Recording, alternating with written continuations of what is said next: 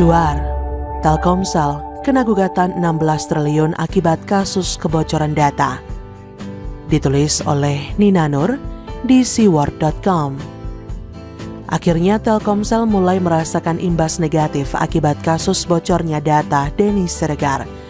Jangan lupa satu lagi data yang dibocorkan adalah yang diklaim merupakan milik Muldoko, Kepala Staf Kepresidenan.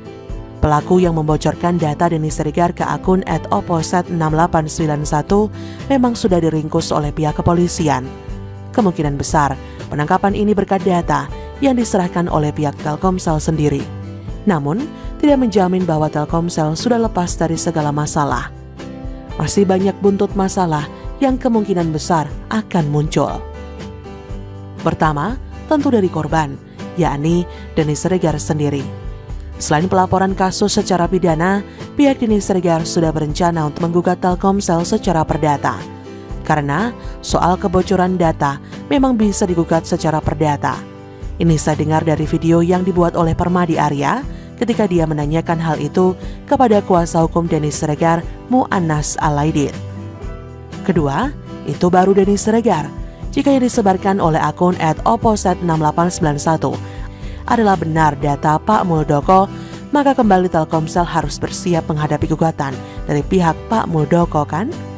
Ketiga, kasus kebocoran data oleh pihak internal merupakan mimpi buruk bagi sebuah perusahaan. Apalagi saham perusahaan itu juga sebagian dimiliki oleh BUMN yang bentuknya perusahaan terbuka. Dalam hal ini PT Telkom sebagai induk dan pemilik mayoritas Telkomsel. Pasti kasus di Telkomsel akan berimbas ke performa saham PT Telkom. Harga sahamnya bisa anjlok tajam tak terbendung.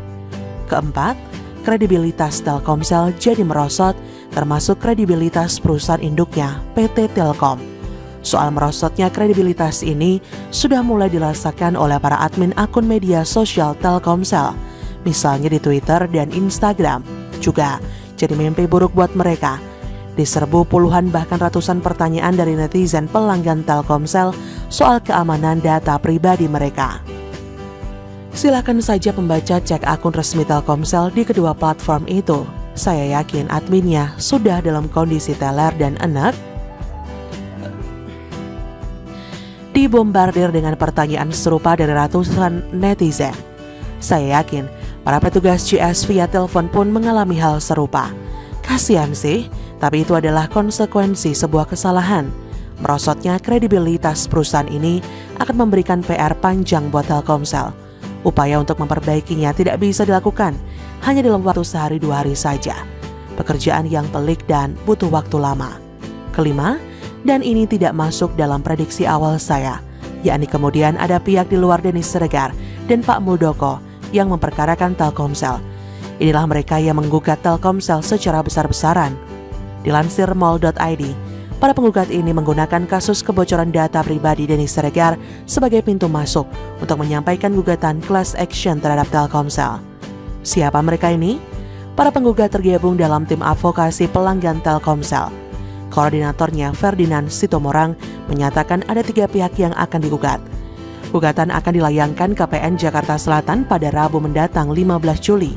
Telkomsel akan jadi tergugat 1, PT Telkom menjadi tergugat 2, dan Singapore Telecom Mobile Pte atau Singtel Mobile menjadi tergugat 3. Besaran nilai gugatan tentunya sangat fantastis. Ada ganti rugi sebesar Rp200.933.320.000 atau 200 miliar. Ganti rugi imaterial sebesar Rp15,9 triliun dan uang paksa Dwangsom sebesar Rp100 juta. Totalnya jadi sekitar 16 triliun dong. Dalam pernyataannya kepada media, Ferdinand Sitomorang menyatakan bahwa kasus jebolnya data pribadi Denny Siregar jelas-jelas menjadi ancaman yang akan merugikan dan membahayakan keselamatan dan privasi ratusan juta pelanggan Telkomsel. Dia menambahkan, pasal 42 ayat 1 Undang-Undang 36 tahun 99 tentang telekomunikasi secara tegas menyatakan penyelenggara jasa telekomunikasi wajib merahasiakan informasi yang dikirim dan atau diterima oleh pelanggan jasa telekomunikasi melalui jaringan telekomunikasi dan atau jasa telekomunikasi yang diselenggarakannya. Nah kan, buntut kasus kebocoran data Denny Siregar mulai menohok Telkomsel. Apalagi Rabu depan mimpi buruk itu makin bertambah. Dalam annual report Telkomsel tahun 2019, tercatat revenue pendapatan atau laba Telkomsel sebesar 91,1 triliun. Jadi gugatan di atas jika dikabulkan akan mengambil sekitar 17,5% dari laba Telkomsel. Lumayan besar dong, belum lagi adanya gugatan lain dari Denny Siregar dan lainnya. Laba pun terancam digerogoti oleh biaya-biaya itu.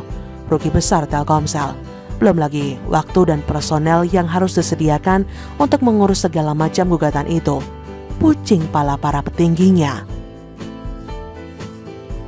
Satu hal lagi, banyak pihak termasuk saya yang meragukan bahwa si pelaku yang sudah diumumkan oleh pihak kepolisian bukanlah pelaku sebenarnya, karena ada keraguan antara level pekerjaannya dan akses data yang memerlukan otoritas lebih tinggi. Kalau pihak kepolisian bisa membongkar siapa sebenarnya aktor utama kebocoran data ini, maka Telkomsel harus bersiap untuk imbas yang lebih buruk lagi. Kita lihat perkembangan kasus ini ya. Sekian dulu dari Kura-Kura. Bagaimana menurut Anda? Silahkan tulis komen Anda di kolom komentar, like, subscribe, dan share di sosial media kalian. Artikel ini bisa Anda lihat secara lebih lengkap di laman siword.com.